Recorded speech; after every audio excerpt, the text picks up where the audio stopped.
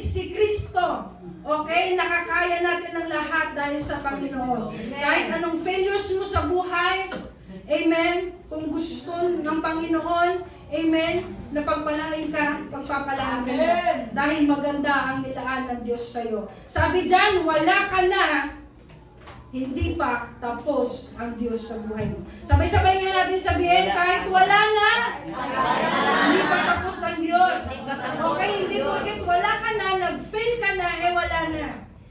Amen? Tandaan natin, hindi nag-fail ang plano ni Lord sa buhay natin. Maganda at maganda pa rin ang nilaan ng Diyos sa atin. In Jeremiah 29:11, next slide. Okay, sapagkat alam kong lubos ang mga plano ko para sa inyo. Hindi plano para paghirapin ka. Hindi plano para bigyan ka ng sakit. Kundi plano hindi nyo ikasasama, kundi ito'y mga plano na ikabubuti natin. Ito'y mga planong nagdudulot sa inyo ng kinabukasan, puno ng pag-asa. Amen? May pag-asa lagi sa Panginoon. Amen? And number 3, the timing of God is perfect. Sino naniniwala doon? Hindi po best, hindi po better, hindi rin good, kundi perfect. Amen? Ang perfect timing ni Lord, hindi yan maaga. Ang perfect timing ni Lord, hindi yan maaga. Yes. Amen? At hindi naman din late. Yes. Okay? Kundi, eksakto. Amen. Okay? On time. Okay? Ang perfect, okay, yung timing ng Panginoon. Kasi kapag minadali natin, okay, yung timing ni Lord, okay, pwede tayong mapahamak. Amen? Same din. Kapag nahuhuli tayo, pwede tayong mapahamak. Amen? Kaya that's why, amen, the timing of the Lord is always perfect. Sa ibang bansa, di ba, on time sila? Kapag sinabi alas 10, ang simba, wala pang alas 10, nandoon na sila. Amen. Okay, pero ang mga Pinoy, Alas 10. alas 10 ang usapan, dadating na tanghali na. Alas 11, kainan na. Okay? May grace period pa. Amen? Praise God. Kaya pag wala sa timing, amen, sa time ni Lord at pinadali natin, pwede tayong mapahamak. Amen? Pwede magkaroon ng aberya, pwede magkaroon ng problema. Kaya yung iba dyan na nagmamadali, alam niyo na. Okay, yung mga iba dyan, estudyante pa lang pero nagmamadali sa pag-ibig, alam mo na, ang pwedeng mangyari. Okay, finish your studies muna bago ka pumasok sa relasyon. Okay, pwede ba yan mga estudyante dyan? Mga nag-aaral dyan? Okay, kami lang ang pwede. Yes. Okay, kasi di ba maraming mga kabataan na yun, murang edad pa lang, pumapasok na sa isang relasyon. Okay, sasabihin, ma'am, mahal na mahal ko kailangan ko sundin yung puso ko. Diba? Praise God. Okay. Magligpit ka daw muna ng higaan mo. Matuto ka daw muna magluto.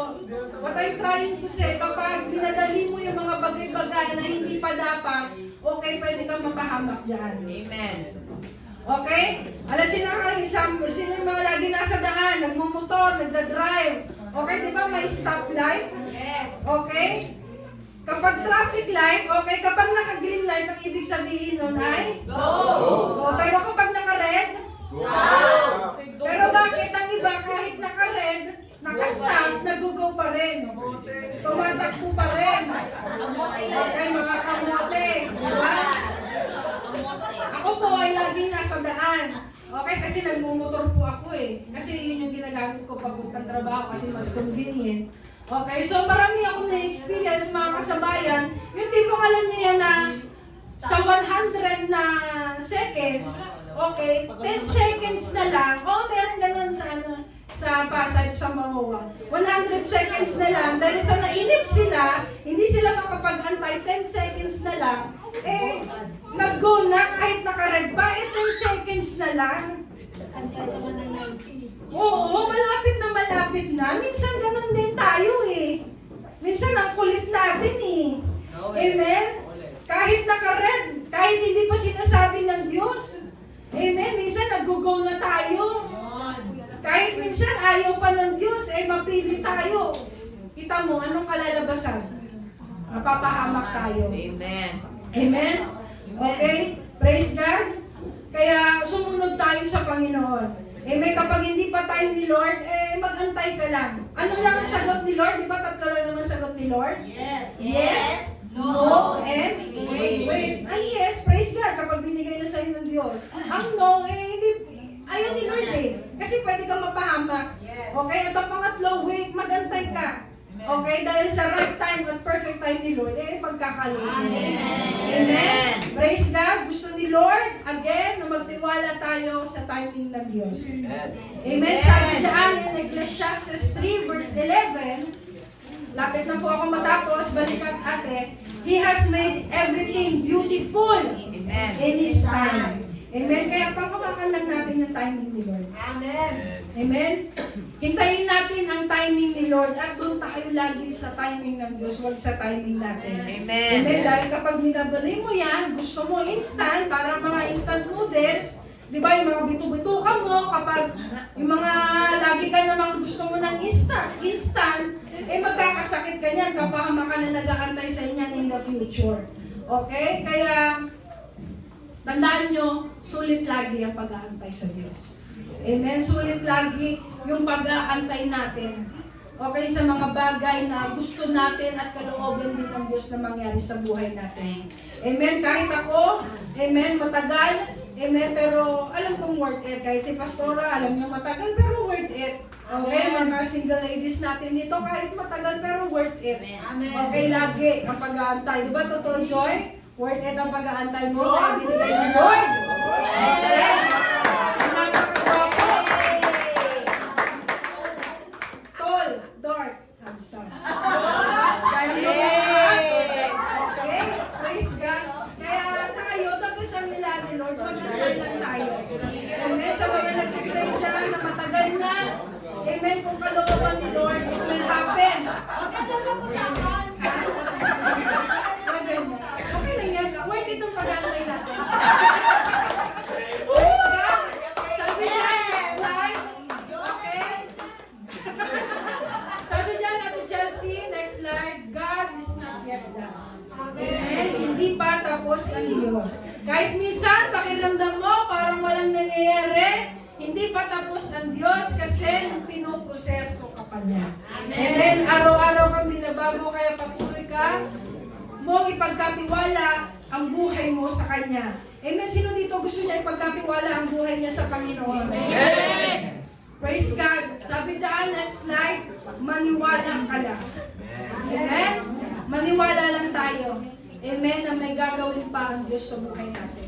Sabihin mo nga sa katabi mo, maniwala ka lang. Maniwala lang. And this will be my last verse po. Sabi dyan, in Isaiah 43 verse 19, masdan mo, ako ay gagawa ng isang bagong bagay. Wow, praise God. May bagong bagay na nag-aantay sa atin ang Panginoon. Amen. At ito'y naganap na. Amen. Hindi mo pa ba nakikita? Amen. Gagawa ako ng isang daan sa gitna ng disyerto. Amen. Sige po, lahat po tayo tumayo. Amen. Hallelujah. Amen. Hindi pa tapos ang Diyos sa buhay natin. Amen. Hindi pa siya tapos. Amen. Kahit naging mahirap, amen, ang karanasan natin. Amen. Sa buhay. Amen. Kahit naging mahirap ang naging karanasan natin itong taon na to, pero tapat ang Panginoon sa buhay natin. Amen. Tapat ang Diyos sa buhay natin. Amen. At hindi magbabago kung ano ang pinlano ng Diyos sa buhay natin. Merong magandang plano ang Diyos sa buhay natin. Hayaan mo na patuloy ka lang kumapit, patuloy ka lang magtiwala, patuloy ka lang manampalataya. Amen. That God is in control sa buhay mo. Amen. Na kapag may problema ka, hindi pa yun ang ending. Amen. Pagkatiwalaan lang natin yung timing lagi ng Diyos sa buhay natin. Amen. Sige po, lahat po tayo ay pumikit.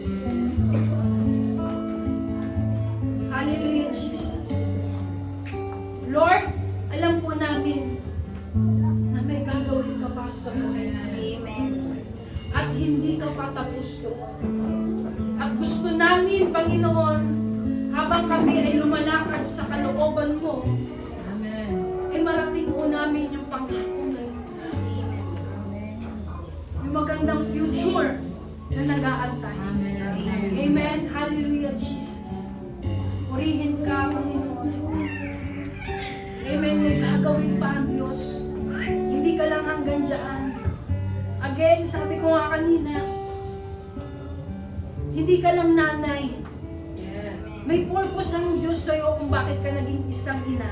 Amen. Amen. At may gagawin pa ang Diyos. Hindi pa siya tapos kumilos sa'yo. Hindi ka lang tatay. May gagawin pa ang Diyos sa'yo. Hindi pa siya tapos. Amen. At ang bawat isa sa atin, amen, na naririto, amen, lagi lang tayo humingi ng tulong sa Panginoon sa lahat ng sitwasyon na nararanasan natin sa buhay. Sige po, awitin po natin itong Thank you, Jesus. amen, ang awiting ito. Habang inaawit natin ito, tanggapin natin ang buong puso sa ating mga puso. Hallelujah. Maging buhay natin ito Amen. at mag-minister